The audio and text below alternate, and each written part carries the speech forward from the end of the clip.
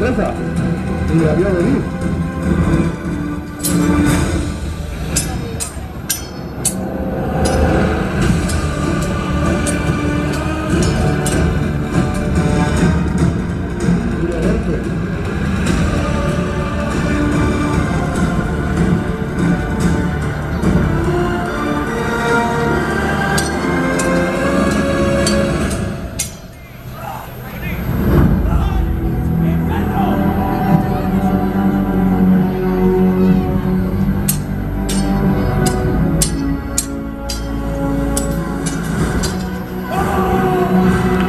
Don Pedro busca acabar con su gente.